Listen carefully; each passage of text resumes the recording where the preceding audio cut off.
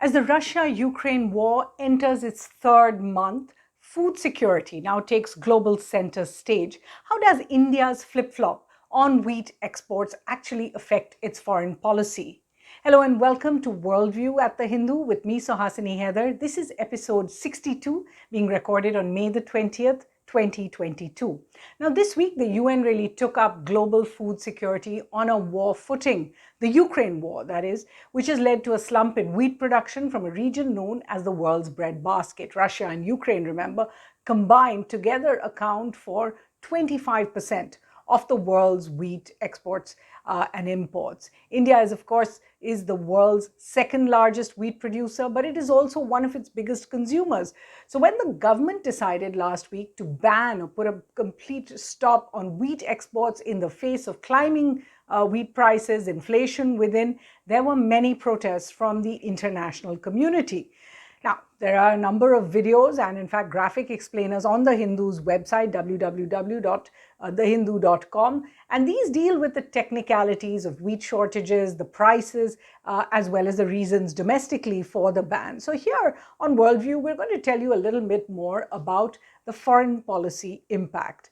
As we speak, as I said, the UN Security Council debate is underway on how to stabilize world food prices as well as supply amidst the pandemic and now the war. And of course, climate change is another big problem. A UNGA vote on the issue is expected as well, so that could happen next week.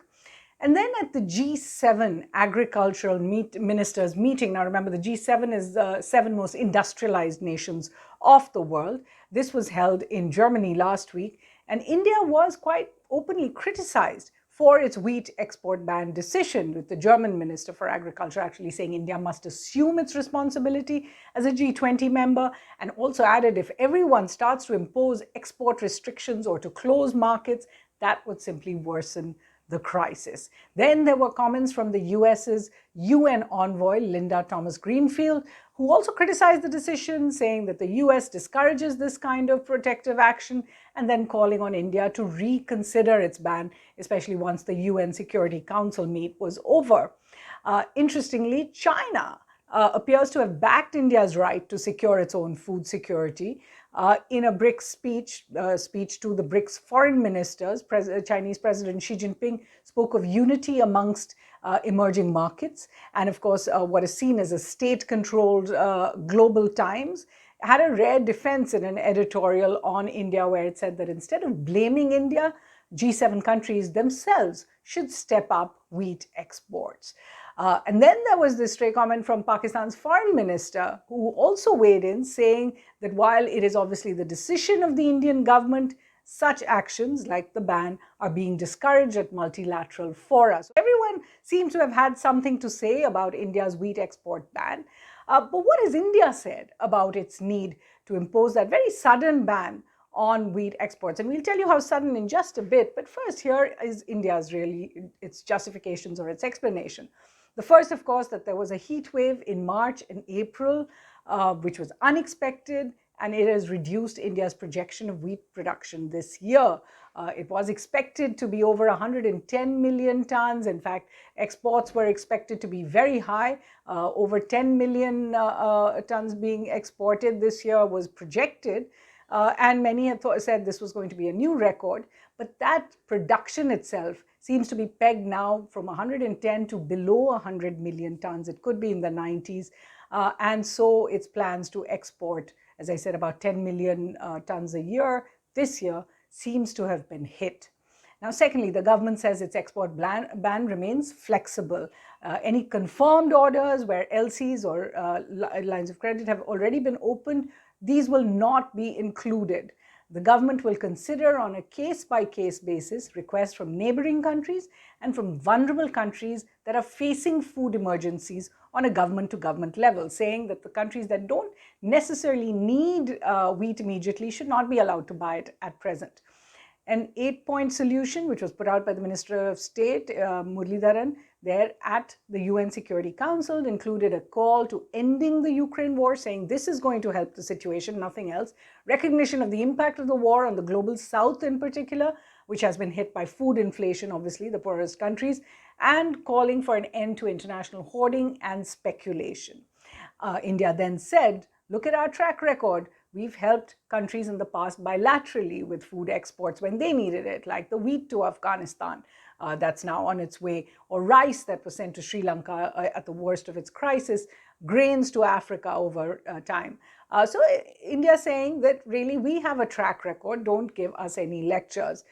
And number 5, India has called for aid and assistance to be left as a sovereign decision, not for the world to politicize measures that have been taken in national security, which of course includes food security interests. So why did I earlier refer to the policy as a series of flip-flops? One of the big problems with the policy has not been so much the ban, but everything that preceded it.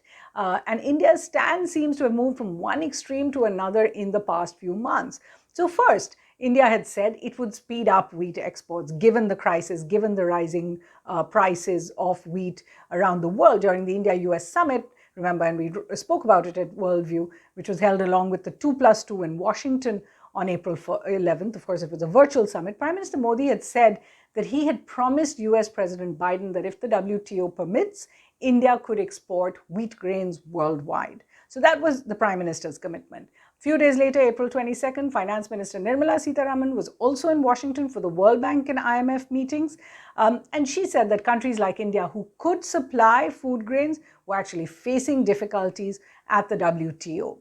A few days later, at the Raisina dialogue, we also heard External Affairs Minister S. Jaishankar saying India was prepared to help the world with wheat supplies, step up its role on cooling prices. And then we heard most significantly from Commerce Minister Piyush Goyal himself. And remember, he's also the Food Supplies Minister. So when he said that the government has stepped up its plans to export wheat, it has completed deals with countries like Egypt and Turkey, and in fact is dispatching teams. The Turkey ones were also under discussion, and India was going to dispatch teams to countries like Morocco, Tunisia, Algeria, Indonesia, Philippines, Thailand, and Lebanon to discuss wheat export possibilities. So this was very much on the schedule in May this year. Then came the shocker, as on May 13th, the government issued its order, which it said was banning all wheat exports until further notice. It also banned onion seeds and made it clear that this was going to be the government's response to the kind of soaring prices as I spoke about. And then subsequently, when the government came under pressure, it said, okay, there's a ban order, but here are many exceptions. So India will continue with all existing orders. It would consider countries' requests case by case, as I said, and hinted also that if wheat prices do come down, India could reconsider the ban. So this is where India's position has moved just in a few weeks. But the question is, how do these moves essentially, which are about India's domestic constraints, it is about fiscal policy, it is about its agricultural policy, how do these actually affect India's foreign policy? And we're going to take a look at this particular example and how it has affected India's foreign policy interests. The first is that a flip-flop of any kind undermines India's international credibility, especially during a time like COVID. We've seen similar promises and then bans that have marked the government's policy, which shifts from one to the other. In 2020, we saw bans followed by relaxations, followed by other bans on COVID medicines like HCQ and paracetamol. In 2021, India did the same with vaccines. After it opened up its Vaccine Maitri program, then shutting down all the vaccine exports until about September in the later part of 2021. So that was also something that had cost India, and we'd spoken about India's vaccine policy and how countries like Bhutan, Bangladesh, Nepal were left high and dry at just the moment they needed it. And of course, the understanding was that India needed it for its own citizens at that time. The second part of the foreign policy impact is really that the US and the European Union were really hoping that India would step into the breach. Given the sanctions on Russia and the Ukrainian supply problem, India's offer to export wheat was really being seen as a step maybe away from its neutral position by offering to help counter Russia's actions. Remember, the US and the EU accused Russia of blockading Ukrainian ports, confiscating wheat production, hoarding wheat supplies, not allowing Ukraine to put its own wheat supplies out, and also of actually providing that wheat to countries that Russia has better ties with, like Syria. The third impact is that India's decision to ban and control wheat is seen as a contravention of India's WTO commitments on free trade. Experts say this is an opportunity lost because Indian wheat, and I said this a little earlier, India didn't actually export too much of its wheat. It consumed most of the wheat that it produces. And this was being seen by many exporters as an opportunity to show the quality of India's wheat, which is not so well known around the world, and to become a kind of pillar of food security in the world. So for the moment, those plans have been shelved. Then the fourth impact, that wheat exports have now become a new area where India differs from the West, from the US and EU. And why do I say that? And we've dealt with this again and again on Worldview, where India differs. It has refused to criticize Russia directly for its actions in Ukraine, abstained from all votes at the United Nations on the Ukraine war, another one at the Human Rights Council last week. I think that was more than 12 or 13 now of those abstentions. Second, India continues, in fact, is stepping up its imports of oil from Russia as the West is trying to cut down and asking others to also cut down. According to estimates, India, in fact, imported more oil in 2 months, in fact, 2.5 times what it had done in all of 2021. In 2021, there was 16 million barrels. In the 2 months since the war began, we've actually estimated, or Reuters has estimated, that India has imported about 40 million barrels of oil. Then India has also held rounds of negotiations to discuss circumventing the sanctions with Russia with the central bank. And this is something the West is particularly upset about. This week, we are hearing about secondary sanctions against countries that are still working with Russia. The fifth impact is something we are more likely to hear about on the international stage in the next few weeks. Remember, Prime Minister Modi heads to the Quad Summit in Tokyo on May 24th. We'll tell you more about that once it happens.